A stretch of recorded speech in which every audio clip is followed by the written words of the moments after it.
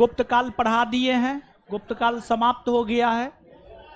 बोले थे हम आपको गुप्तकालीन साहित्य भेजेंगे, उसके रचनाकार भेजेंगे, लेकिन हम भेज नहीं पाए।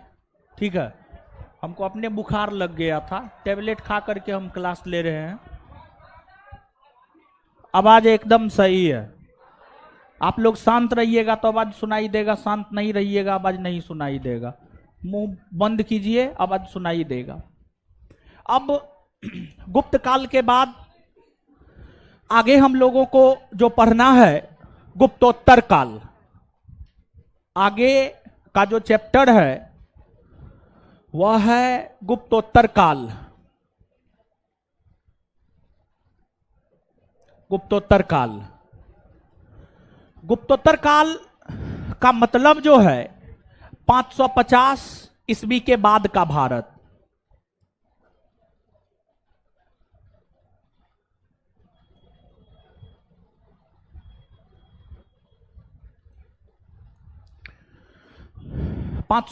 ईस्वी के बाद का भारत। देखिए, जब कोई एक बड़े साम्राज्य का विघटन होता है, बड़े साम्राज्य का पतन होता है, जब कोई बड़े साम्राज्य का विघटन होता है, बड़े साम्राज्य का पतन होता है, तो उसके स्थान पर जो है छोटे छोटे साम्राज्यों का उदय होता है।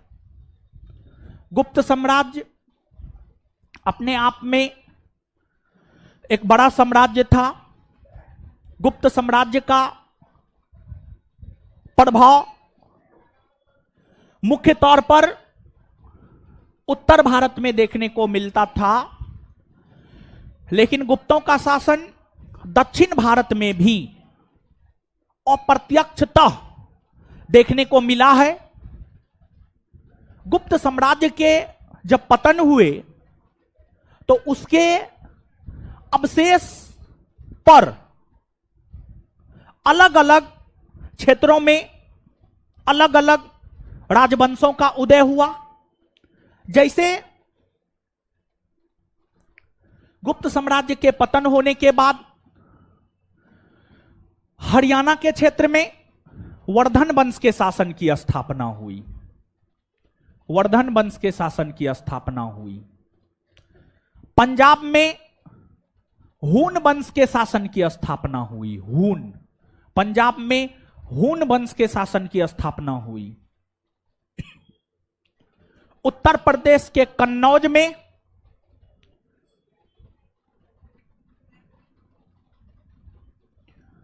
मोखड़ी वंश के शासन की स्थापना हुई। मोखड़ी वंश के शासन की स्थापना हुई। फिर आपको गुजरात के बल्लभी में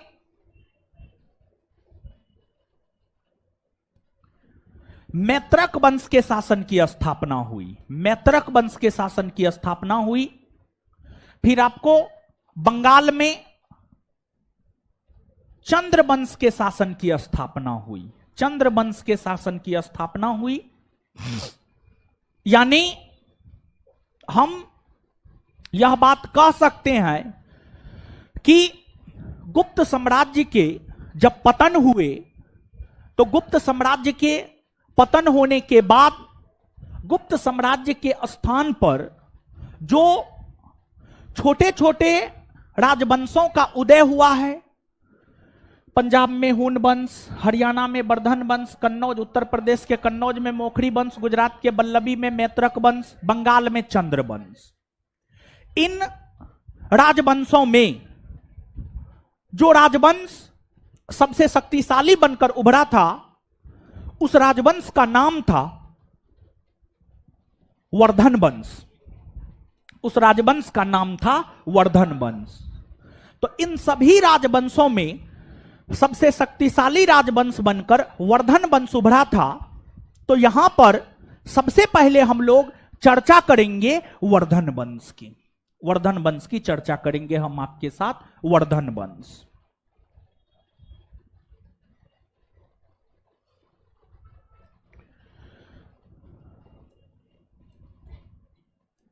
जहां तक वर्धन वंश का सवाल है, वर्धन वंश की स्थापना पुष्यभूति वर्धन के द्वारा किया गया था। वर्धन वंश की स्थापना को अगर हम देखें तो वर्धन वंश की स्थापना जो है पुष्यभूति वर्धन,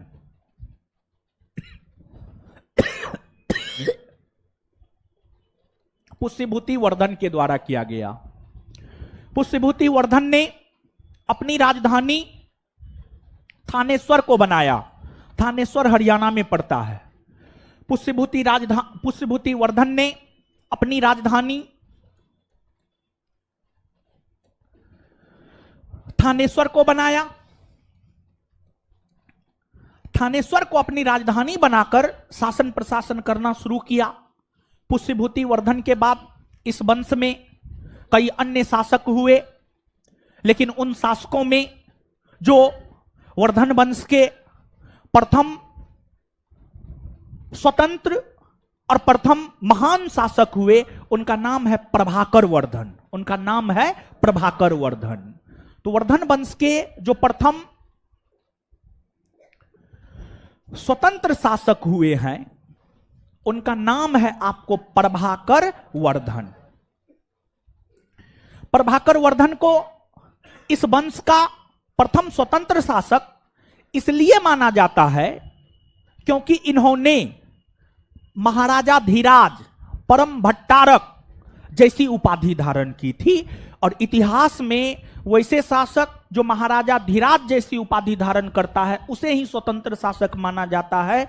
इस वंश के अंतर्गत प्रभाकर वर्धन से पहले कोई भी शासक महाराजा धीराज जैसी उपाधि धारण नहीं की थी। ये प्रथम शासक हुए जिन्होंने महाराजा धीराज और परम भट्टारक की उपाधि धारण की, जिस वजह से इन्हें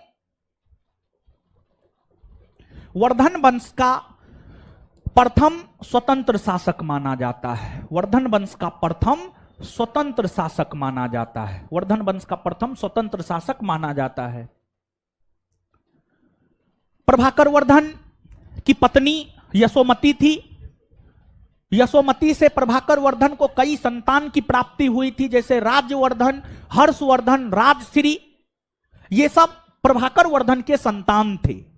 तो प्रभाकर वर्धन के संतानों में प्रभाकर वर्धन के एक संतान राज्यवर्धन, जो कि सबसे बड़ा पुत्र संतान था। दूसरा हर्षवर्धन, ये छोटा पुत्र संतान था। और तीसरा राजश्री, ये पुत्री थी। राजश्री ये पुत्री थी। प्रभाकर वर्धन की बेटी जो राजश्री थी, राजश्री का विवाह कन्नौज के मोखरी वंश के शासक के साथ हुआ। कन्नौज के मोखरी वंश के शासक के साथ हुआ। यानी कहने का मतलब यह हुआ, हरियाणा में शासन करने वाले वर्धन वंश और उत्तर प्रदेश के कन्नौज में शासन करने वाले मोखरी वंश, इन दोनों राजवंशों के बीच वैवाहिक संबंध स्थापित हुआ। वर्धन वंश के शासक प्रभाकर वर्धन की पुत्री राजश्री का विवाह कन्नौज के मोखरी वंश के शासक ग्रह वर्मा के साथ हुआ। कन्नौज के मोखरी वंश के शासक ग्रह वर्मा के साथ हुआ। यानी इस प्रकार से इन दोनों राजवंशों के बीच में वैवाहिक संबंध स्थापित हुए। तो जो राजश्री है, राजश्री का विवाह कन्नौज के मोखरी वंश के शासक ग्रह वर्मा के साथ हुआ। ग्रह वर्मा के साथ हुआ। ग्रह वर्मा के साथ जब राजश्री का विवाह हुआ तो हरियाणा के थानेश्वर का वर्धन वंश और कन्नौज का मोखरी वंश दोनों एक दूसरे को सहयोग देने लगे। दोनों एक दूसरे को सहयोग देने लगे। इससे उनके पड़ोसी राज्यों को जलन होने लगा। तो मालवा का एक शासक हुआ करता था, उनका नाम था देवगुप्त। मालवा का शासक हुआ करता था। मध्य प्रदेश, यहां पर उत्तर प्रदेश है, मध्य प्रदेश, मध्य प्रदेश के क्षेत्र में मालवा पड़ता है। मध्य प्रदेश के मालवा के शासक हुआ करते थे, उनका नाम था देवगुप्त। मालवा के शासक देवगुप्त ने ग्रह वर्मा की हत्या कर दी। मालवा के शासक देवगुप्त ने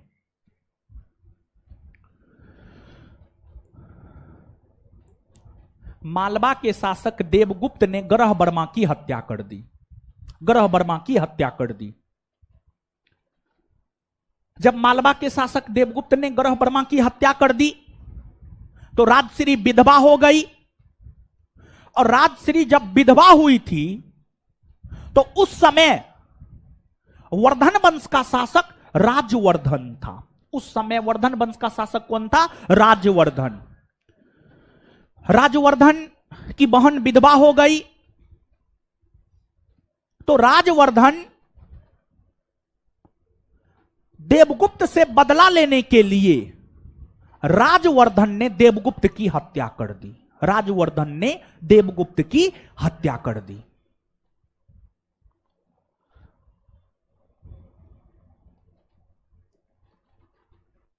राजवर्धन ने देवगुप्त की हत्या कर दी। अब मालवा के शासक देवगुप्त का मित्र था, उसका नाम था शशांक। मालवा के शासक देवगुप्त थे और देवगुप्त का मित्र था शशांक। शशांक अपने मित्र देवगुप्त की हत्या का बदला लेना चाहता था। तो देवगुप्त का मित्र कौन था? शशांक। मित्र शशांक था। शशांक बंगाल का शासक था। शशांक की हम बात करें तो शशांक बंगाल का शासक था। और ये यानी शशांक शिव धर्म को मानता था। शिव धर्म, भगवान शिव की आराधना करता था। शशांक शिव धर्म को मानता था, भगवान शिव की आराधना करता था। और इनके विषय में कहा जाता है कि इन्होंने उस बोधि वृक्ष को कटवा दिया था जिस बोधि वृक्ष के नीचे महात्मा बुद्ध ने तपस्या किया था। जिस बोधि वृक्ष के नीचे महात्मा बुद्ध ने तपस्या किया था उस बोधि वृक्ष को इन्होंने कटवा दिया। और कुछ इतिहासकार यहां तक लिखते हैं कि जब अगली बार उनकी नजर बोधि वृक्ष पर पड़ी तो शशांक बीमार पड़ गए और फिर शशांक भगवान शिव को प्यारे हो गए। ऐसा कुछ इतिहासकार कहते हैं। अब इसमें कितनी सच्चाई है ये शशांक ही जाने या जो इतिहासकार ऐसा कहता है वही जाने। तो देवगुप्त के मित्र शशांक ने देवगुप्त का बदला लेने के लिए राजवर्धन की हत्या कर दी। किसकी हत्या कर दी? राजवर्धन। तो शशांक ने हत्या की किसकी? तो राजवर्धन की। किसकी हत्या की? राजवर्धन की हत्या की। तो अब देखिए स्थिति कैसी है। स्थिति ऐसी है कि राजवर्धन का पति मारा जा चुका है। राजश्री का पति मारा जा चुका है। राजश्री विधवा हो चुकी है और राजश्री जो विधवा हुई उसका बदला लेने के लिए राजवर्धन ने देवगुप्त की हत्या कर दी और देवगुप्त के मित्र शशांक ने राजवर्धन की हत्या कर दी। मतलब वर्धन वंश के अंतर्गत एक बड़ी समस्या आकर खड़ा हो गई थी कि प्रभाकर वर्धन के बड़े पुत्र राजवर्धन मारे जा चुके थे। राजवर्धन मारे जा चुके थे। प्रभाकर वर्धन का निधन हो चुका था। उसकी बेटी विधवा हो चुकी थी। इस विकट स्थिति में वर्धन वंश के शासक हर्षवर्धन बने। इस विकट स्थिति में जो है वर्धन वंश के शासक कौन बने? हर्षवर्धन। और इस राजवंश के अंतर्गत जो हर्षवर्धन है, हर्षवर्धन इस राजवंश के अंतर्गत सबसे महान शासक हुए। कहा नहीं जाता है जो सोना जितना तपता है वो उतना चमकता है। जितना आप दिमाग पर जोर डालेंगे किताब के संदर्भ में, दिमाग पर जोर और भी बहुत चीजों के संदर्भ में डाला जा सकता है। मान लिया जाए समझ ही गए होंगे। अब कोई लड़की छोड़ दी तो अब सोचेगा क्या करे, आत्महत्या कर ले। अब हम जी नहीं पाएंगे। यही सब ना सोचते हैं। महाराज जी सबसे ऊपर उठिए, समझे, जो माँ बाप जन्म दिया उसके विषय में एक सेकेंड नहीं सोचते हैं। 4 दिन की चांदनी फिर अंधेरी रात, मतलब 2 दिन किसी के साथ गुजार लिए तो उसके लिए जान देने के लिए तैयार हो जाते हैं, समझे। तो ये सब चीज को लेकर दिमाग पे जोर नहीं डालना है। दिमाग पे जोर डालना है, कोई चीज याद नहीं होता है, क्यों नहीं होता है? कोई कंसेप्ट समझ में नहीं आता है तो क्यों नहीं आता है? पढ़िए, उस चीज को गूगल पर सर्च कीजिए, 5 गो किताब में देखिए। तो जोर यहां पर डालना है, और जोर NIT घाटी को पार्क गांधी मैदान में नहीं डालना है, समझ गए। तो हर्षवर्धन जो है काफी विकट परिस्थिति में शासक बना।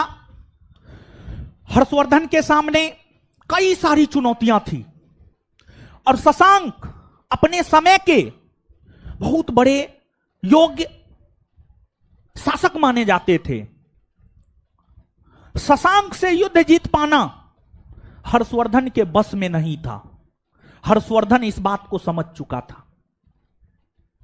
हर्षवर्धन राजवर्धन जैसी गलती नहीं किया, बल्कि हर्षवर्धन अपनी वास्तु स्थिति को समझा कि हमारी क्या वास्तु स्थिति है, हमारी क्या वास्तविक स्थिति है। तो हर्षवर्धन को पता चला कि हम अभी उतने सशक्त नहीं हैं कि शशांक को पराजित कर सकते हैं। तो उन्होंने अपना ध्यान शशांक के ऊपर नहीं लगाया, बल्कि जब हर्षवर्धन शासक बने तो उस समय उनकी बहन को लग गया कि अब तो हमारा सब चीज खत्म हो गया है। पति मारा गया, पति का बदला लेने के चक्कर में भाई मारा गया। तो अब राजश्री को लगने लगा सती होने में ही फायदा है, भलाई है हमारी। तो राजश्री सती होने के लिए चली गई। हर्षवर्धन को यह पता चला। हर्षवर्धन अपना पूरा राजकाज छोड़ के सबसे पहला काम अपनी बहन को बचाने का किया। अपनी बहन को सती होने से हर्षवर्धन ने बचाया, और हर्षवर्धन ने राजश्री को कन्नौज के गद्दी पर बैठाया। हर्षवर्धन अपनी बहन को सती होने से बचाया, और इतना ही नहीं बल्कि कन्नौज के गद्दे पर राजश्री को हर्षवर्धन ने बैठाया। लेकिन राजश्री को गद्दी प्यारा नहीं लगा। उन्हें लगा जब पति ही नहीं है तो गद्दी लेके हम क्या करेंगे। और हर्षवर्धन का बहुत बड़ा ऋण राजश्री के ऊपर था कि उन्हें बचाया। तो राजश्री को लगा क्यों ना हम अपने भाई को ही अपना साम्राज्य सौंप दे, अपना राजकाज सौंप दे। तो राजश्री कन्नौज का क्षेत्र हर्षवर्धन को सौंप दी। इस प्रकार से हर्षवर्धन को कन्नौज का क्षेत्र प्राप्त हुआ। और जब हर्षवर्धन को कन्नौज का क्षेत्र प्राप्त हुआ तो कन्नौज उस समय हर कालखंड में अलग अलग शहर अपनी प्रसिद्धि के लिए चर्चा में रहा है। उसी प्रकार से जो 7वीं और 8वीं सदी का कालखंड था, 7वीं और 8वीं सदी में सबसे प्रसिद्ध शहर कन्नौज हुआ करता था। तो हर्षवर्धन को लगा क्यों ना कन्नौज को राजधानी बनाई जाए। तो वर्धन वंश की राजधानी शुरुआती दौर में थानेश्वर हुआ करती थी, लेकिन जब हर्षवर्धन को अपनी बहन राजश्री से कन्नौज का क्षेत्र प्राप्त हुआ तो हर्षवर्धन ने 611 ईस्वी में अपनी राजधानी थानेश्वर के बजाय कन्नौज को बनाया। थानेश्वर से हटा करके कन्नौज को हर्षवर्धन ने अपनी राजधानी बनाई और कन्नौज को राजधानी बनाकर हर्षवर्धन शासन प्रशासन करना शुरू कर दिया। कन्नौज को राजधानी बनाकर हर्षवर्धन जो है शासन प्रशासन करना शुरू कर दिया। इस प्रकार हर्षवर्धन कन्नौज को राजधानी बनाकर शासन प्रशासन जब करने लगे, हर्षवर्धन भी चंद्रगुप्त मौर्य की भांति साम्राज्य का भूखा इंसान था। शासक बनने के बाद उन्होंने भी अपने साम्राज्य विस्तार को लेकर अलग अलग राज्यों का अभियान किया, अलग अलग क्षेत्रों का अभियान किया। मालवा का अभियान किया, राजस्थान का अभियान किया, पंजाब का अभियान किया, बंगाल का अभियान किया। तमाम क्षेत्रों का अभियान करके हर्षवर्धन ने पूरे उत्तर भारत को जीत लिया, पूरे उत्तर भारत। उत्तर भारत में इधर कश्मीर से लेकर विंध्याचल पर्वत तक संपूर्ण क्षेत्र हर्षवर्धन के साम्राज्य में शामिल था। लेकिन ध्यान रहे, हर्षवर्धन के साम्राज्य में उत्तर भारत का एक राज्य शामिल नहीं था, जिसका नाम है कश्मीर। कश्मीर कश्मीर अगर उत्तर भारतीय राज्यों में हम देखें तो कश्मीर एक ऐसा उत्तर भारतीय राज्य था जो हर्षवर्धन के साम्राज्य में शामिल नहीं था। उसके अलावे पूरा उत्तर भारतीय राज्य हर्षवर्धन के साम्राज्य में शामिल था। अब जब हर्षवर्धन ने पूरे उत्तर भारतीय राज्य को जीतकर अपने साम्राज्य में मिला लिया, तो हर्षवर्धन मध्य भारत में स्थित विंध्याचल पर्वत को पार कर दक्षिण भारत की ओर रुख किया। भारत के मध्य में स्थित विंध्याचल पर्वत को पार कर दक्षिण भारत की ओर रुख किया, दक्षिण भारत की ओर रुख किया। यह विंध्याचल पर्वत है, इसको पार करके दक्षिण भारत की ओर रुख किया। विंध्याचल पर्वत के जब आप निचले हिस्सा में यानी दक्षिणी भाग में आएंगे तो नर्मदा नदी मिलेगा। नर्मदा नदी के दक्षिणी भाग में आएंगे तो सतपुरा पहाड़ी मिलेगा, और सतपुरा के दक्षिणी भाग में आएंगे तो ताप्ती नदी मिलेगा। हर्षवर्धन जब विंध्याचल पर्वत को पार कर नर्मदा नदी पर पहुंचा तो नर्मदा नदी के दक्षिणी भाग में महाराष्ट्र और कर्नाटका के क्षेत्र में चालुक्यों का शासन था, चालुक्य वंश का शासन था। किसका? चालुक्य। चालुक्य दक्षिण भारतीय इतिहास के अंतर्गत हम आपको चालुक्य वंश के विषय में पढ़ाएंगे। बस गुप्तोत्तर काल खत्म होगा, उसके बाद दक्षिण भारत का ही इतिहास, फिर प्राचीन खत्म।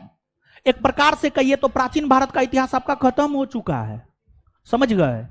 आगे मध्यकालीन नहीं पढ़ेंगे तो दक्षिण भारत का इतिहास भी लेकिन पढ़ लेंगे, पढ़ेंगे दक्षिण भारत का इतिहास भी। पूरा प्राचीन भारतीय इतिहास तो फ्री में हो गया क्या?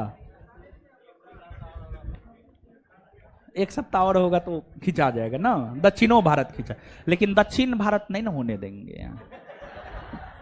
चलिए, तो हर्षवर्धन जो है पूरे उत्तर भारत को जीत लिया। पूरे उत्तर भारत को जीतने के बाद दक्षिण भारत की ओर प्रस्थान किया, और जब दक्षिण भारत की ओर प्रस्थान किया तो जो है विंध्याचल पर्वत को पार किया। विंध्याचल पर्वत को पार करके नर्मदा नदी के तट पर पहुंचा। तो उस समय महाराष्ट्र और कर्नाटक के क्षेत्र में, उस समय महाराष्ट्र और कर्नाटक के क्षेत्र में जो है आपको चालुक्यों का शासन था, और हर्षवर्धन के समकालीन चालुक्य वंश के शासक थे पुलकेशिन द्वितीय। पुलकेशिन द्वितीय, पुलकेशिन द्वितीय था, पुलकेशिन द्वितीय था। तो जो पुलकेशिन द्वितीय था, पुलकेशिन द्वितीय था, पुलकेशिन द्वितीय का नर्मदा नदी के तट पर युद्ध हुआ। अरे अरे वो कुछ होगा, वो सामान काम उम हो रहा है महाराज, ठीक है, ठीक, काम उम हो रहा है। चलिए,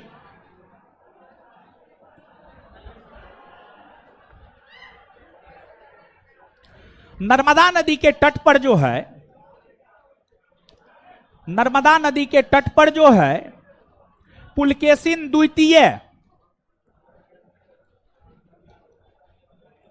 पुलकेशिन द्वितीय और हर्षवर्धन के बीच, पुलकेशिन द्वितीय और हर्षवर्धन के बीच नर्मदा नदी के तट पर युद्ध हुआ। जब युद्ध हुआ ना, तो उस युद्ध में जो है पुलकेशिन द्वितीय की जीत हुई, हर्षवर्धन की हार हुई, हर्षवर्धन की हार हुई। और इस युद्ध के विषय में विस्तार पूर्वक जानकारी हमें ऐहोल प्रशस्ति लेख से मिलती है। किससे? ऐहोल प्रशस्ति लेख, ऐहोल प्रशस्ति लेख। और ऐहोल प्रशस्ति लेख की रचना जो है, पुलकेशिन द्वितीय का राजकवि था, उनका नाम था रविकृति। जानते हैं इस बात की चर्चा 2-3 जगह आपको होगा, और यह महत्वपूर्ण भी है, याद भी रखना है, समझ गए?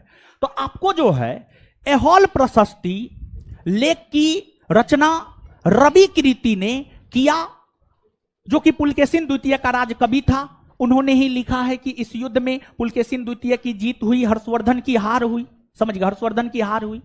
लेकिन पुलकेशिन द्वितीय ने हर्षवर्धन के साम्राज्य को कोई क्षति नहीं पहुंचाया, बल्कि पुलकेशिन द्वितीय ने हर्षवर्धन को कहा कि आप तो विंध्याचल पर्वत को पार कर दक्षिण भारत आने की गलती किए हैं, तो हम आपके साम्राज्य को कोई क्षति नहीं पहुंचाएंगे, लेकिन आप हमसे यह वादा कीजिए कि आप अब दक्षिण भारत की ओर आंख उठा करके नहीं देखेंगे और हम उत्तर भारत नहीं जाएंगे।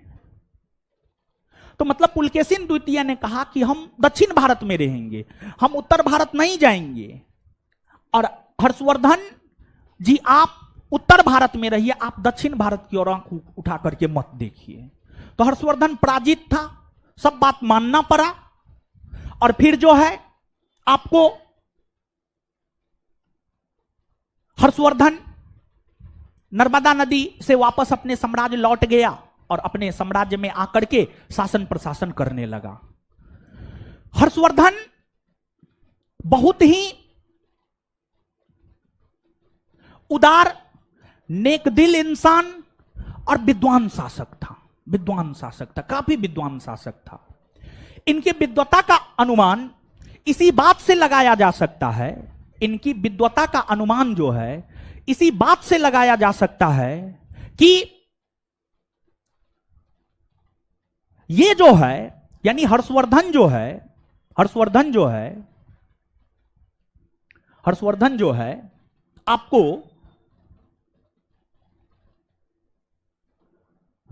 नागानंद, प्रियदर्शिका और रत्नावली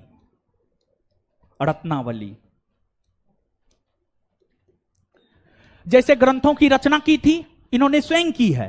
फिर इन्होंने कई विद्वानों को संरक्षण भी प्रदान किया था। इन्होंने, इनके दरबार में एक विद्वान रहता था, उनका नाम था हरिसेन, जो कि इनका दरबारी कवि था। इनका दरबारी कवि था, हर्षवर्धन का दरबारी कवि था, सॉरी बाणभट्ट, सॉरी नहीं हरिसेन नहीं, बाणभट्ट, सॉरी इनका दरबारी कवि था, उनका नाम था बाणभट्ट, सॉरी दरबारी कवि था, उनका क्या नाम था? बाणभट्ट था। बाणभट्ट इनका दरबारी कवि था।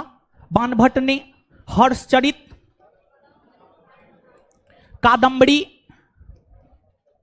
जैसे ग्रंथों की रचना की थी। इसमें जो हर्षचरित है, हर्षचरित हर्षवर्धन की आत्मकथा है, एक प्रकार से आप कह सकते हैं, क्योंकि हर्षचरित की हम बात करें तो हर्षचरित से ही हमें हर्षवर्धन के विषय में संपूर्ण जानकारी प्राप्त होता है। हर्षवर्धन के विषय में संपूर्ण जानकारी जो है हमें हर्षचरित से प्राप्त होता है। और इनके शासनकाल में ही, हर्षवर्धन के शासनकाल में ही एक चीनी बौद्ध यात्री आया था। उस चीनी बौद्ध यात्री का नाम था वेनसोंग। क्या नाम था? वेनसोंग। आप वेनसोंग का नाम सुने होंगे। जो वेनसोंग है, वेनसोंग चीनी यात्री था, बौद्ध धर्म को मानता था। चीनी यात्री था, बौद्ध धर्म को मानता था। गौतम बुद्ध के जीवन से जुड़े स्थलों की यात्रा और गौतम बुद्ध के जीवन से जुड़े साहित्यों को संकलित करने के उद्देश्य से और नालंदा विश्वविद्यालय में पढ़ने के उद्देश्य से वेनसोंग भारत की यात्रा पर निकला। वेनसोंग भारत की यात्रा पर 629 ईस्वी में चीन से निकला था। 630 ईस्वी में वेनसोंग भारत पहुंचा। 630 ईस्वी से लेकर 644 ईस्वी तक वेनसोंग भारत में रहा और 644 ईस्वी में भारत से वापस रिटर्न हुआ और 645 ईस्वी में पहुंचा। 645 ईस्वी में वापस चीन पहुंचा। तो एक बार फिर से सुनिएगा। वेनसोंग 629 ईस्वी में चीन से निकला, 630 में भारत पहुंचा, 630 से 644 तक भारत में रुका और 644 ईस्वी में भारत से वापस चीन रिटर्न हुआ। 645 ईस्वी में चीन पहुंच गया। अपने इस यात्रा क्रम में वेनसोंग उत्तर में कश्मीर से लेकर दक्षिण में कन्याकुमारी लगभग पूरे भारत का यात्रा उन्होंने किया था। लगभग पूरे भारत का यात्रा उन्होंने किया था मतलब वेनसोंग ने किया था। और पूरे भारत के यात्रा के साथ साथ जो है वेनसोंग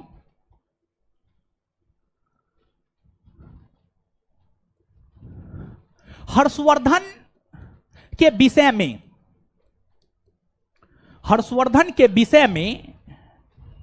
बहुत सारी बातें अपने यात्रा वृत्तांत में लिखा। वेनसोंग ने हर्षवर्धन के विषय में यह बताया कि हर्षवर्धन उदार और धार्मिक शासक हैं। उदार और धार्मिक शासक इन्हें क्यों बताया गया? इसलिए बताया गया क्योंकि वेनसोंग ही अपने विवरण में यह लिखते हैं कि हर्षवर्धन को जितना इनकम होता है उस इनकम का 1/4 राजा अपने लिए रखता है, 1/4 विद्वानों के लिए, 1/4 पदाधिकारियों के लिए और 1/4 धार्मिक कार्यों के लिए। 1/4 धार्मिक कार्यों के लिए। देखिए सुनिएगा, हर्षवर्धन को जो टोटल इनकम होता था, वेनसोंग अपने विवरण में लिखते हैं कि हर्षवर्धन काफी उदार व्यक्तित्व के थे, धार्मिक थे। कैसे कहा जा सकता है? इस रूप में कहा जा सकता है क्योंकि हर्षवर्धन अपनी आय का 1/4 अपने लिए रखता था, 1/4 पदाधिकारी को देता था, 1/4 विद्वान और 1/4 धार्मिक कार्य, 1/4 धार्मिक कार्य के लिए। तो धार्मिक तौर पर उदार था, तब तो अपनी आय का 1/4 धार्मिक कार्यों में खर्च करता था। इसके बाद वेनसोंग ने हर्षवर्धन के विषय में यह कहा है कि यह सफल शासक नहीं हुए, क्योंकि इनके शासन काल में चोर और डाकुओं का बोलबाला था। चोर डाकू का बोलबाला था इनके शासन काल में, हर्षवर्धन के शासन काल में। ऐसा आरोप वेनसोंग लगाते हैं। इसलिए एक सफल प्रशासक हर्षवर्धन को वेनसोंग नहीं बताता है, लेकिन अन्य रचनाओं से हमें यह जानकारी प्राप्त होता है ये सफल शासक हैं। और इनके विषय में वेनसोंग यह भी कहते हैं कि हर्षवर्धन प्रत्येक 5 वर्ष पर, हर्षवर्धन जो है प्रत्येक 5 वर्ष पर एक धार्मिक सभा का आयोजन प्रयाग में करता था। और हर्षवर्धन प्रत्येक 5 वर्ष पर जो एक धार्मिक सभा का आयोजन प्रयाग में करता था, इसे महामोक्ष परिषद कहा गया। और वेनसोंग हर्षवर्धन के विषय में यह भी लिखते हैं कि हर्षवर्धन भी बौद्ध धर्म को मानता था और हर्षवर्धन बौद्ध धर्म के महायान शाखा को मानता था। बौद्ध धर्म के महायान शाखा को मानता था, महायान शाखा को मानता था। ये बात ठीक है, ये बात कहा गया। और वेनसोंग लिखते हैं कि गौतम बुद्ध के सम्मान में हर्षवर्धन ने कन्नौज में एक बौद्ध सम्मेलन आयोजित किए और उस बौद्ध सम्मेलन की अध्यक्षता हर्षवर्धन ने वेनसोंग को दिया था। हर्षवर्धन ने वेनसोंग को दिया था और उस बौद्ध सम्मेलन में हर्षवर्धन ने अपना वस्त्र छोड़ करके सब चीज त्याग कर दिया।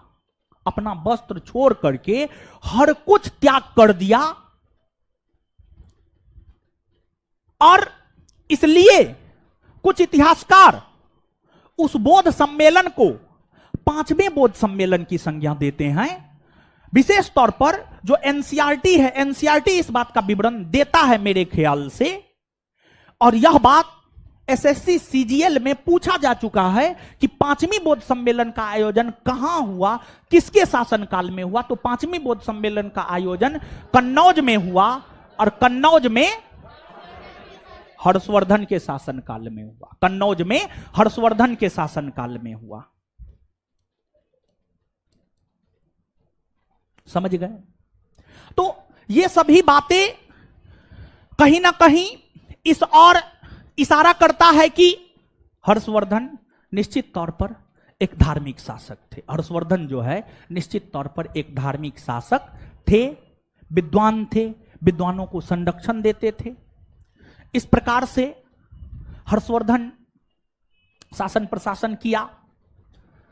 शासन प्रशासन करते हुए हर्षवर्धन का निधन जो है आपको 647 ईस्वी में हो गया।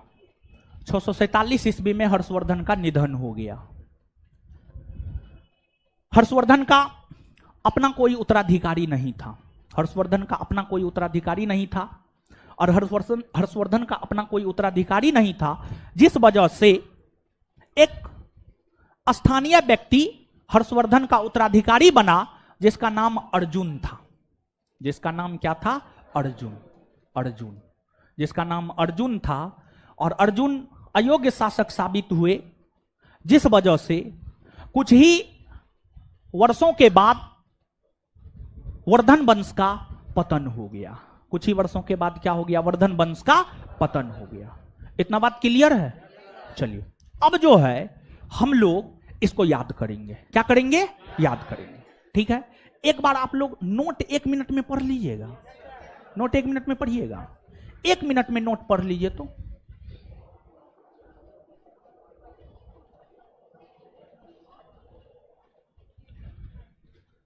एक मिनट में नोट पढ़ लीजिए, फिर आगे बताएंगे। गर्मी आ गया है ना, हो तो सही में पसीना पसीना हो गए।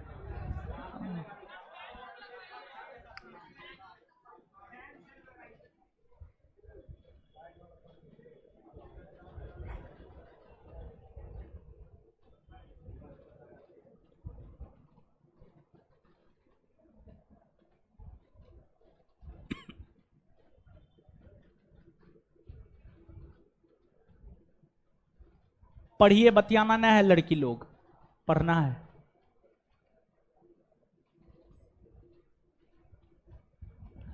कुछ लड़की लोग के विषय में हमको पता चला है, कहीं कहीं जाकर के मेरा शिकायत करती है। लड़की लोग के विषय में पता चला, लड़का तो करबे करता, लड़का तो बहुत है। ठीक है, लड़की लोग को हम क्या, हम तो मारते पीटते भी नहीं हैं आप लोग को। बताइए, दुश्मनी का है हमसे? दूसरे के यहां जाकर के मेरा शिकायत करते हैं। बताइए, ये तो गलत बात है न हो। अरे आपको शिकायत हमसे, देखिए अगर परिवार में कोई चीज हो तो परिवार में सुलझा लेना चाहिए, आपस में बात करके। आपको अगर कोई दिक्कत हो रहा है कहीं पर भी तो आप हमसे बात कीजिए और शिकायत करने से क्या होगा, जिससे शिकायत कर रहे हैं वो थोड़े प्रॉब्लम सॉल्व कर देगा, समझ गए। एगो कहावत है, हाथी चले बाजार कुत्ता भूखे हजार, समझ गए।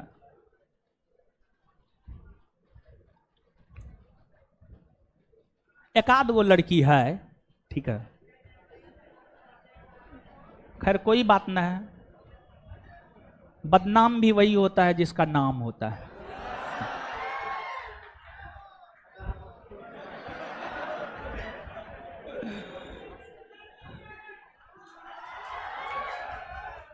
लड़का लोग लेकिन हमको ज्यादा मानता है, इस बात का एहसास हमको है, समझे।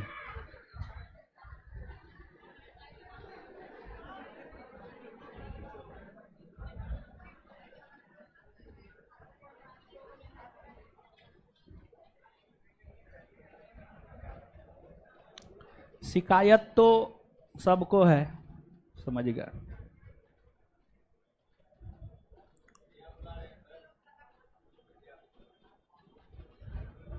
चलिए पढ़ लिए, दीदी जी लोग पढ़े, तो कितना बढ़िया हम दीदी जी लोग बोलते, तब पर भी शिकायत करते हैं दूसरे के यहाँ जाकर के।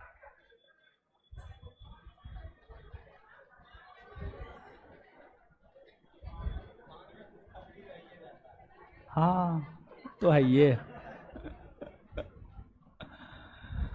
पढ़ लिए, आइए याद करें, 1 मिनट में याद होगा। और जो चीज जिस दिन पढ़ाते हैं उस रोज घर पे जाके पढ़ते हैं कि नहीं पढ़ते। देखिए, अगर आपको चीजों को अपना बनाना है तो अपना बनाने के लिए समय गुजारना होता है। अगर हस्बैंड भी समय नहीं देता है तो क्या साइड इफेक्ट होता है वो तो आपको पता है। तो इसलिए चीजों को अपना बनाने के लिए समय देना होगा।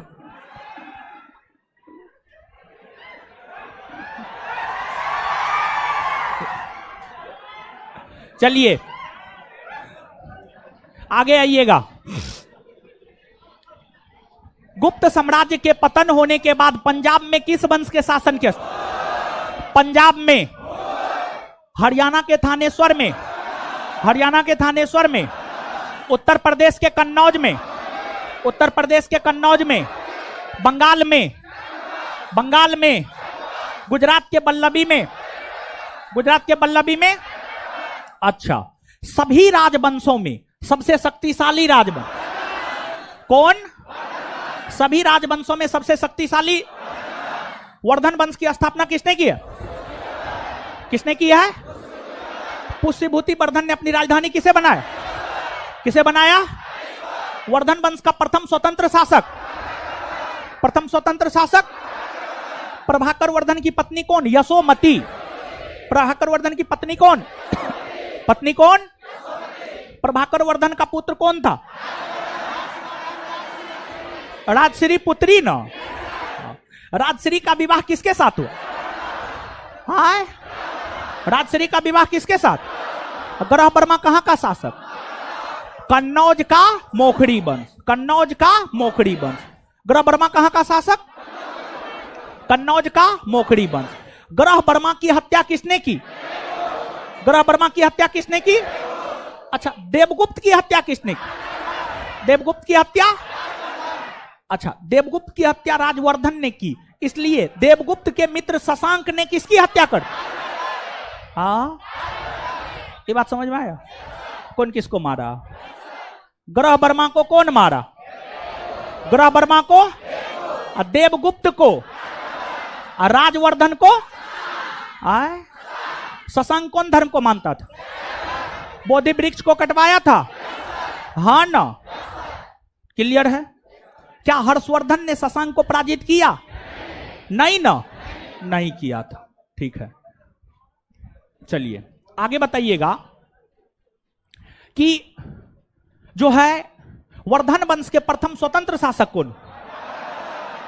प्रभाकर वर्धन ने कौन कौन सी उपाधि धारण? महाराजा धीराज और परम भट्टारक। ठीक है, चलिए इसके बाद आगे बताइएगा, हर्षवर्धन का शासनकाल कब से कब तक? 606 से 600। हर्षवर्धन का शासन कब से कब तक? 606 से 600। इन्हें शिलादित्य के नाम से भी जाना जाता है। कौन नाम से? शिलादित्य किसका उपनाम है?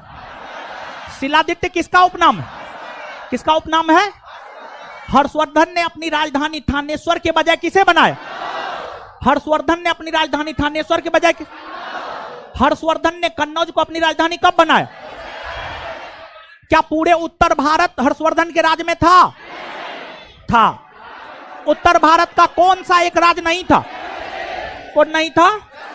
कौन नहीं था? उत्तर भारत को जीतने के बाद दक्षिण भारत की ओर रुख किया, और जब विंध्याचल पर्वत को पार कर दक्षिण भारत की ओर रुख किया तो कौन नदी के तट पर युद्ध लड़ा? नर्मदा। किसके साथ? पुलकेशिन। पुलकेशिन द्वितीय और हर्षवर्धन के बीच युद्ध कौन नदी के तट पर?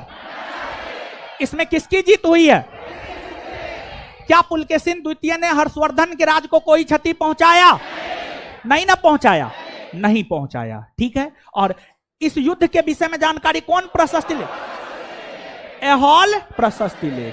अच्छा, एक बात बताइएगा, वेनसोंग किसके समय में भारत आया? किसके समय में? और कहां का था ये? कौन धर्म को मानता था? अच्छा, हर्षवर्धन कौन धर्म को मानता था? बौद्ध धर्म। कौन धर्म को? बौद्ध धर्म। बौद्ध धर्म के महायान शाखा। कौन शाखा को? महायान शाखा। बौद्ध धर्म के कौन शाखा? तो वेनसोंग जो है, हर्षवर्धन जो है, बौद्ध धर्म के किस शाखा को मानता? कौन शाखा को? और हर्षवर्धन प्रत्येक 5 वर्ष पर धार्मिक सभा का आयोजन करता था। कहां करता था? इसे क्या कहा गया? क्या कहा गया? 5वां बौद्ध सम्मेलन कहां हुआ? किसके शासनकाल के? किसके शासनकाल के समय? और किसने यह आरोप लगाया है कि हर्षवर्धन के राज में चोर और डाकुओं का बोलबाला? चोर और डाकुओं का बोलबाला। जब वेनसोंग का भारत आगमन हुआ तो उत्तर भारत के शासक कौन थे? हर्षवर्धन। उत्तर भारत के शासक? उत्तर भारत के शासक हर्षवर्धन थे। चलिए, इसके बाद जो है आप आगे बताइएगा कि नागानंद प्रियदर्शी का रत्नावली नामक ग्रंथ की रचना किसने की? नागानंद प्रियदर्शी का रत्नावली हर्षवर्धन ने। और इसके बाद जो है हर्षवर्धन का दरबारी कवि, दरबारी कवि हर्षचरित की रचना किसने की है? कादम्बरी की रचना किसने की? हाँ। चलिए, इसके बाद जो है शासन प्रशासन करते हुए हर्षवर्धन का निधन कब हुआ? हर्षवर्धन का निधन कब हुआ? 647। हर्षवर्धन का उत्तराधिकारी कौन बना? उत्तराधिकारी कौन बना? अर्जुन। बात क्लियर है? चलिए, बोलिए बोलिए ना, क्या क्वेश्चन? हाँ जी, हाँ जी।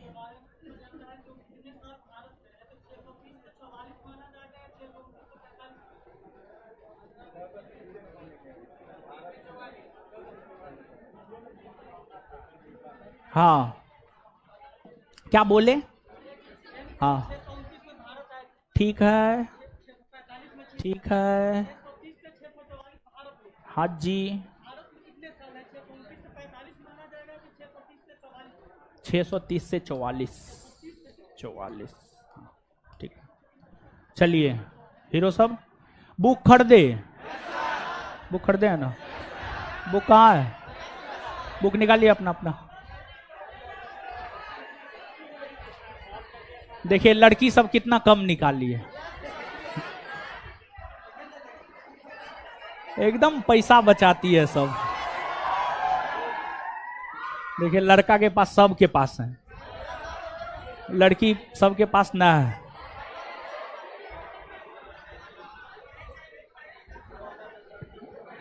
चलिए चलिए हीरो सब सुनिए।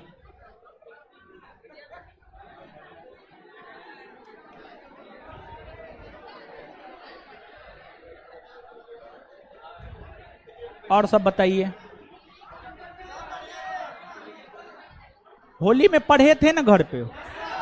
पढ़े थे। चलिए है, सुनिए ना, हल्ला काहे करते? आ जाइए, आ जाइए ना, आ जाइए, मंगा लीजिए ना, दीजिए ना एगो बुक, यही हम ले लेते हैं, दीजिए ना। सब तो मेरा ही बुक।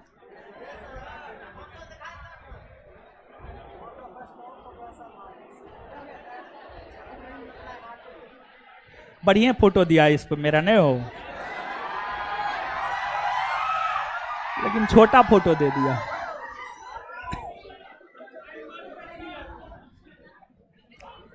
अब आदमी कंफ्यूज रहता है ये रोशन आनंद है कि बिट्टू झा।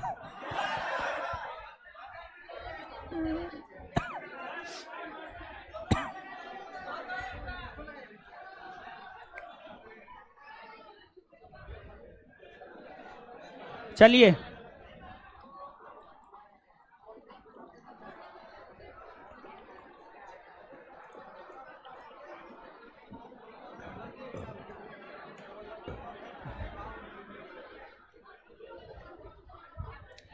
पाँच से 10 मिनट हम आपका समय लेंगे, बीच में डिस्टर्ब कर रहे हैं, माफ कीजिएगा।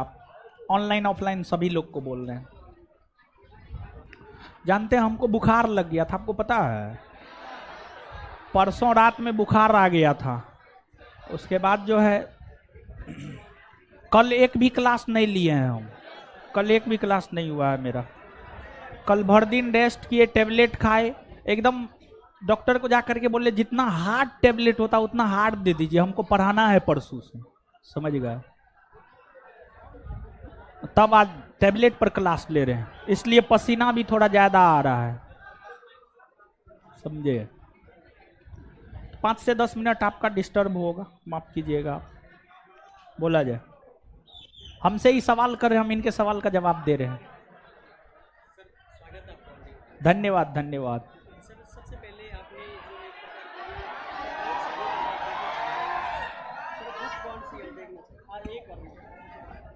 बुक देखिए, ये बुक है क्वेश्चन बैंक है। सब आदमी थोड़ा दिखा दीजिए तो, थोड़ा सा आप लोग दिखा दीजिएगा। देखिए बुक उधर दिखा दीजिए, बुक दिखाइए इधर पूरा।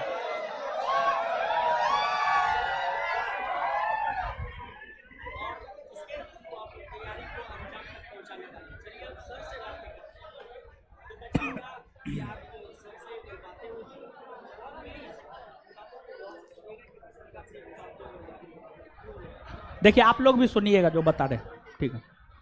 बता सर ये किस टाइप की बुक है? सबसे पहले देखिए, आपको जो है एक बात हम बताना चाहते हैं, ये बिहार दरोगा का क्वेश्चन बैंक है।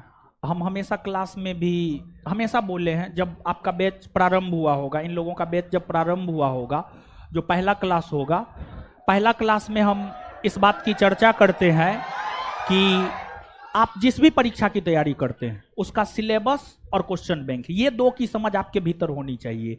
तो ये आपने सवाल किया था कि ये किस प्रकार का बुक है, तो ये बिहार दरोगा का क्वेश्चन बैंक है, ठीक है? तो तैयारी में क्वेश्चन बैंक का एक अहम रोल होता है। क्वेश्चन बैंक ही हमें ये दिशा दिखाता है कि आगामी परीक्षा में किस प्रकार के प्रश्न आने हैं। तो ये एक प्रकार का क्वेश्चन बैंक है, और ये सिर्फ क्वेश्चन बैंक नहीं है, बल्कि बिहार दरोगा परीक्षा जो है, जहां तक हम इस परीक्षा को देख पा रहे हैं, हम स्वयं इस परीक्षा को 4 बार क्वालिफाई किए हैं। तो फैक्चुअल परीक्षा है, बहुत ज्यादा कंसेप्चुअल नहीं है, बहुत ज्यादा फैक्चुअल परीक्षा है ये। तो इसमें जीएस सामान्य अध्ययन के अंतर्गत जितने भी विषय आते हैं उन सभी के मिसलेनियस विविध टाइप का फैक्ट, यानी जो परीक्षा में पूछे जाने वाला फैक्ट है हर विषय से संबंधित, उसको इस बुक में शामिल किए हैं। और ये क्वेश्चन बैंक और एस्थेटिकल हर सब्जेक्ट का विविध टाइप का क्वेश्चन, समझिए। मार्केट में बहुत सारी बुक उपलब्ध है, क्या स्पेशल है इस बुक में जो अन्य बुक से इसे अलग है? देखिए मार्केट में बहुत सारा बुक है, क्या स्पेशल है जो इस बुक को जो है अलग बनाता है? देखिए सबसे बड़ा चीज ये है कि इस बुक को अलग इसका विश्लेषण बनाता है। इसका जो डिस्कशन है ना, काफी शानदार डिस्कशन है, और डिस्कशन इस प्रकार से दिए हैं कि आगामी परीक्षा में कुछ प्रश्न उस डिस्कशन से आ सकता है। यानी इस बुक का जो विश्लेषण है ना, क्वेश्चन का विश्लेषण है, वो इस बुक को अलग बनाता है। एक ये हो गया। दूसरा, इसमें जितना भी फैक्ट सब्जेक्ट वाइज हम दिए हैं, आपको लगभग 5 से 6 बुक का ये संक्षिप्त है। फैक्चुअल में, फैक्ट में 5 से 6 बुक का, यानी अगर आप इस बुक के फैक्ट को करते हैं, एक तो इसकी प्रामाणिकता है, ऑथेंटिक सोर्स से इसमें फैक्ट दिए हैं। दूसरा चीज ये है कि इस बुक के फैक्ट को अगर आप करते हैं तो मार्केट का जो और सब भी बुक है बहुत सारा बुक है जो आपको करने की कोई जरूरत नहीं है। तो ये दो वजह है जो इस बुक को अलग बनाता है, कारण तो और भी कई सारे हैं, समझिएगा। सर जो नए छात्र हैं वो सर इस बुक को लेकर अभी से पढ़ना स्टार्ट कर सकते हैं, या फिर पूरी आपकी जब सर जैसे आपका फाउंडेशन चल रहा है फिर जब उसकी पढ़ाई पूरी हो जाती है तब करनी चाहिए, या फिर शुरू से ही पहले दिन से ये स्टार्ट? नहीं, जो बच्चा दरोगा की तैयारी करना चाहता है, ठीक है, सिलेबस और क्वेश्चन बैंक की समझ उनको पहला दिन से होना चाहिए। उसको पहला दिन ही इस बुक को उठा लेना चाहिए मेरे ख्याल से। सर ये बुक कितना हेल्पफुल रहने वाली है, और ये बुक और सर आपका स्टडी मटेरियल जो दो अगर कोई करे तो बिहार दरोगा परीक्षा को क्रैक कर सकता है? 100% क्रैक कर सकता है। हम आपको बता रहे हैं इस बुक में आप देखिएगा यहाँ पर दरोगा सीरीज फर्स्ट लिखा हुआ है। तो जो नेक्स्ट वैकेंसी है ना, नेक्स्ट वैकेंसी को लेकर के हम टोटल 4 बुक लाने जा रहे हैं। उस सीरीज का ये पहला बुक है। जिस नीति के तहत हम काम करते हैं, हम विद्यार्थी को कहते हैं कि जो है आपको क्वेश्चन बैंक की समझ होनी चाहिए, तो सबसे पहले हम क्वेश्चन बैंक दिए हैं। फिर इसमें जो है अध्ययन सामग्री भी दिए हैं। मतलब ये एक प्रकार से सिलेबस बेस्ड है, यानी जितना भी सब्जेक्ट है, ठीक है। तो ये इस बुक को अगर कोई कर लेता है ना, तो उसका तैयारी जो है एवरेज में काफी बेहतर तैयारी हो जाएगा।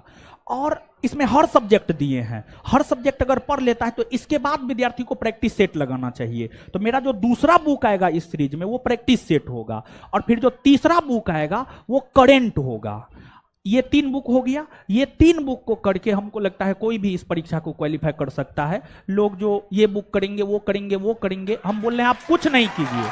आप मेरा ये बुक हो गया और आगामी 2 बुक हो गया, आगामी 2 बुक हो गया, और चौथा बुक जो है परीक्षा से 1.5 माह 2 माह पहले देंगे। उस बुक में नया कुछ नहीं देंगे, बल्कि पहले 3 बुक से ही क्वेश्चन उठा करके बनाएंगे, ताकि लास्ट टाइम में अगर बच्चा पीछे के तीनों बुक को किया हुआ होगा तो चौथा जो बुक देंगे प्रैक्टिस सेट के तौर पर, वो अगर बनाएगा तो वो चीज उसके कॉन्फिडेंस को बिल्डअप करेगा। और रिजल्ट में सेल्फ कॉन्फिडेंस का भी एक अहम रोल होता है। तो लास्ट टाइम में सेल्फ कॉन्फिडेंस के लिए, जो सेल्फ कॉन्फिडेंस विद्यार्थी का डेवलप हो पाए, इसको लेकर के एक चौथा बुक आएगा जो विद्यार्थी के सेल्फ कॉन्फिडेंस को डेवलप करेगा। समझ गए ये चीजें। बच्चे जो है वो सर पटना में नहीं है और आपकी बुक अभी बहुत जगह उपलब्ध नहीं हुई होगी, सर कब तक अमूमन आपकी बुक उपलब्ध हो जाएगी, और इस बुक को कैसे कैसे प्राप्त करें? देखिए, बुक जितना छपा था पटना में ही खपत हो गया है, लेकिन हम आपको भरोसा दिलाते हैं कि लगभग 1 सप्ताह 10 दिन के भीतर पूरे ऑल ओवर बिहार में ये बुक अवेलेबल हो जाएगा, ऑल ओवर बिहार में। हाँ, और इस बुक का काफी ज्यादा डिमांड है, समझिए। ऑनलाइन हाँ उपलब्ध है, YAMI कार्ड पे, YAMIKART YAMI कार्ड पे ये बुक ऑनलाइन उपलब्ध है। और अमेजन और फ्लिपकार्ट पर भी जो है प्रयास कर रहे हैं जल्द अवेलेबल हो जाए। यमी कार्ड पर उपलब्ध है, हम आपको डिस्क्रिप्शन बॉक्स में इसका लिंक दे देंगे, आप वहाँ से भी परचेज कर सकते हैं। चलिए सर से तो बातें कर रहे हैं, एक दो छात्रों से बातें। देखिए, जो बच्चा इस बुक को पढ़े हैं, 1-2 सेट पढ़े हैं, हाथ खड़ा कीजिए तो कौन कौन लोग पढ़े हैं। जो लोग पढ़े हैं वो लोग अपना रिव्यू दीजिएगा जरूर, ठीक है। जो लोग पढ़े हैं रिव्यू दीजिएगा। देखिए, जो सत्य है वो बोलिएगा, ऐसा नहीं कि हम सामने में खड़ा है तो नहीं, जो सत्य है वो बोलिएगा। ये किसका जा रहा है? आपके सामने में भी जा रहा है।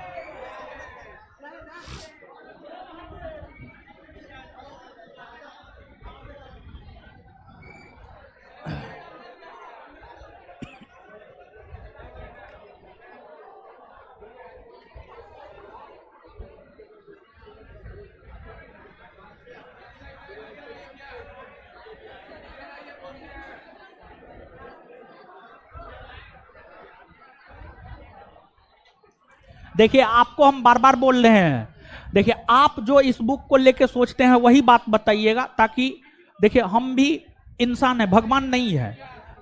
हमसे जो गलती होगा आगे के बुक में हम उसमें सुधार करेंगे, ठीक है। जो वास्तविक है वो बात बोलिए आप लोग।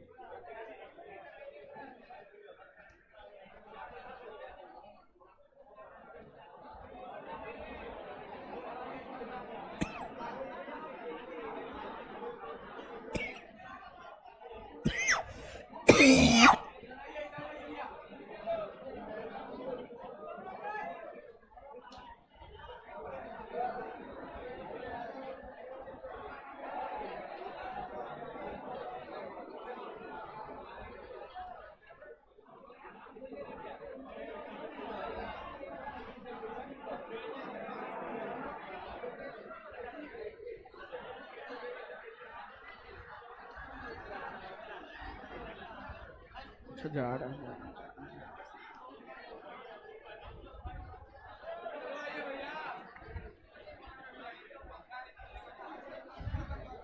सर रुकिए ना, अच्छा रुकिए ना, रुकिए ना, इस रविवार तक हम करवा देंगे, आप भरोसा रखिए, ठीक है।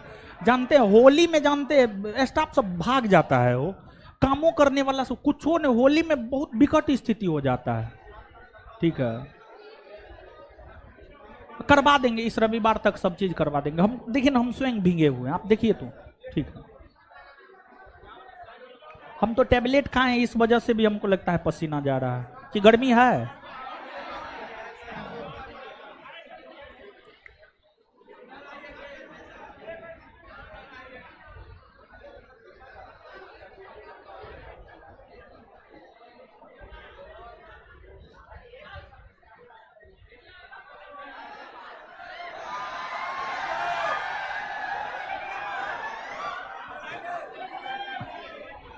अच्छा ठीक है, शांत रहो। अच्छा रुकिए, जाएगा, उधर भी जाएगा।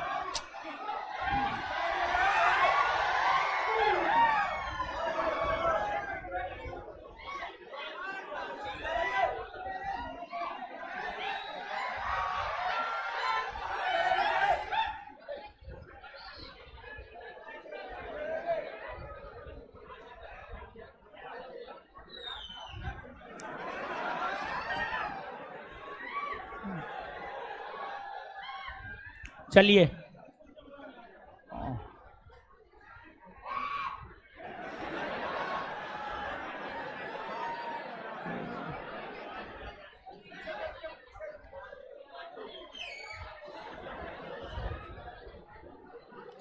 और आप लोग कुछ बात मेरा सुनिए। कल जो है, कल शनिवार है, जानते हैं ना, कल शनिवार है, और जो है 12:30 बजे से टेस्ट है, 12:30 बजे से टेस्ट है, और टेस्ट जो है इस शनिवार भर, ठीक है, इस शनिवार भर जो है टेस्ट जो है आपको उस सेंटर पे होगा, क्योंकि ऊपर वाला क्लासरूम पूरा पूर्ण हो नहीं पाया है, तो पूरा हो नहीं पाया है। इनका चैनल है ऑन ड्यूटी,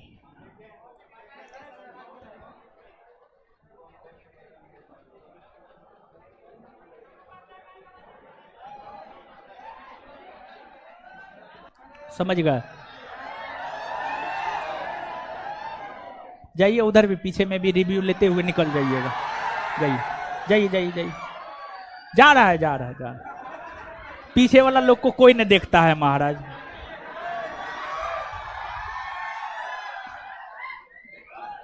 चलिए अब शांत रहिए, अब शांत रहिए, अब आइए। कल जो है, कल रविवार है, सॉरी सॉरी सॉरी शनिवार है, कल 12:30 बजे से जो है आपका टेस्ट है। आई कार्ड लेके आइएगा, बिना आई कार्ड का एंट्री नहीं देगा। उसी बिल्डिंग में होगा, अगर वो बिल्डिंग भर जाएगा, भर तो जाएगा ही, ठीक है, तो बाद बाकी लोग यहां पर भी आ जाइएगा। अगले अगले अगले वीक से यहां होगा। वो टेस्ट लाइव थोड़े होता है, वो टेस्ट लाइव नहीं होता है। अगले वीक से यहीं पे होगा टेस्ट, अगले वीक से।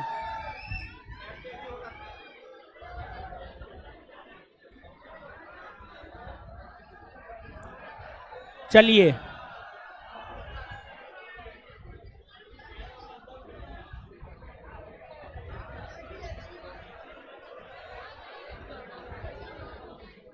इतना बात याद हो गया, इतना बात याद हो गया ना। चलिए अब जो है होमवर्क सब, ठीक है, होमवर्क सब देखना है। इसको चलाएंगे, हाँ चलाएंगे, हाँ, इसलिए तो बोले हम बुक खरीदने के लिए, ठीक है।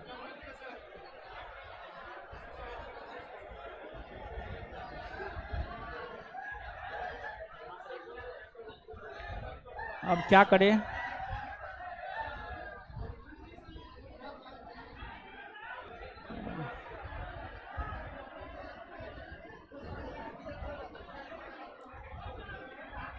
ऑनलाइन में और कुछ सूचना भी देना है। ऑनलाइन वाले लोग, आप लोग का भी टेस्ट होगा कल। टेस्ट तो आप लोग का हो ही जाता है, क्वेश्चन तो अपलोड कर ही देते हैं। कल 12:30 बजे से टेस्ट है आपका, क्लास भी है, टेस्ट भी है। और जो भी लोग अभी तक एडमिशन नहीं लिए, एडमिशन ले लीजिए। सोमवार से जो है फ्री नहीं रहेगा, पूरा फ्री नहीं रहेगा। और जो है दूसरी बात यह है कि जो है आपको जो भी ऑनलाइन के लिए जमा किए हैं, रविवार तक का टाइम दीजिए। रविवार तक में या सोमवार से पहले आपका ऑनलाइन ऐड हो जाएगा, समझ गए? मेरे अकाउंट में पैसे खत्म हो गया था, पैसे नहीं दिए हैं, ठीक है, इसी वजह से जो है रुका हुआ है। तो जो है आपको वो पैसा दे देंगे हम, कल पैसा देंगे। जो ऑनलाइन में पैसा कटता है, ठीक है, तो वो ऑनलाइन में पैसा हम दे देंगे कल। और रविवार तक में आप जो ऑनलाइन जमा किया आपका ऑनलाइन हो जाएगा, ठीक है। जो भी जमा किए हैं तो थोड़ा सा धैर्य बनाइए, हो जाएगा ऑनलाइन आपका।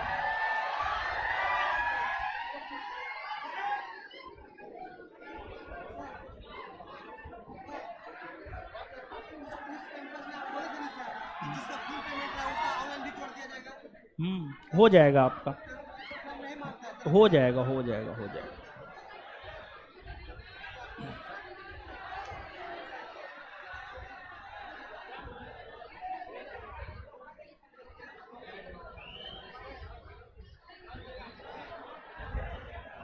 पंद्रह टेस्ट ही हुआ है, 16 टेस्ट हुआ ही नहीं है। कल होगा 16 टेस्ट।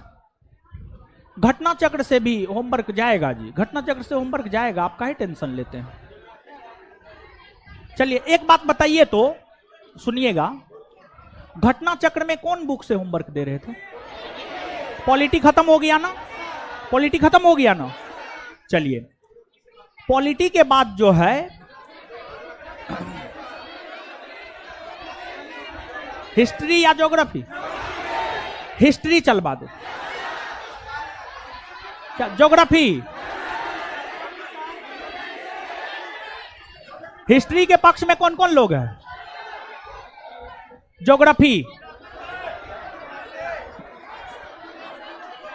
अच्छा ठीक है, सुनिए, देखिए देखिए एक बात बताते हैं, सुनिए सुनिए, देखिए सुनिए, पॉलिटी तो खत्म हो गया है, हिस्ट्री हम पढ़ा ही रहे हैं, ज्योग्राफी होमवर्क देते, ज्योग्राफी, ठीक है, ज्योग्राफी, ताकि तीनों सब्जेक्ट अपना चलता रहे, ठीक है।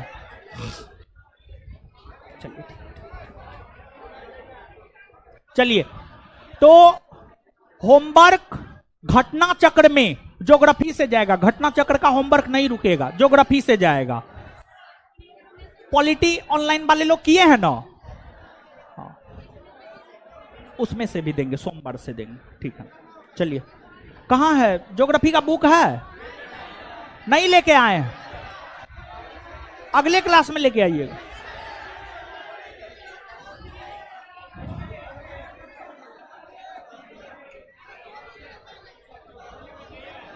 ज्योग्राफी में, घटना चक्र में, ज्योग्राफी में होमवर्क पहला चैप्टर है भारत एक सामान्य परिचय। क्या ज्योग्राफी का बुक नहीं है बा? होगा, हाय हाय हाय हाय।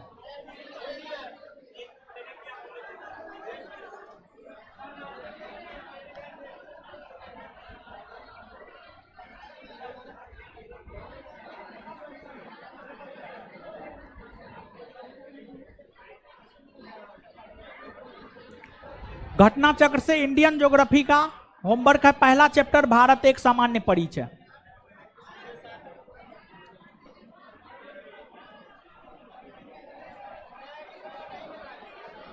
ठीक है, तो ये वाला आप अपना देख लीजिएगा, ले लीजिएगा, ठीक है, करके आइएगा। ये आपका होमवर्क हो गया। कल क्लास भी है, 12:30 बजे से टेस्ट भी है, हो गया, ठीक है। अब इसके बाद है अपना संस्थान का जो क्वेश्चन बैंक है वो।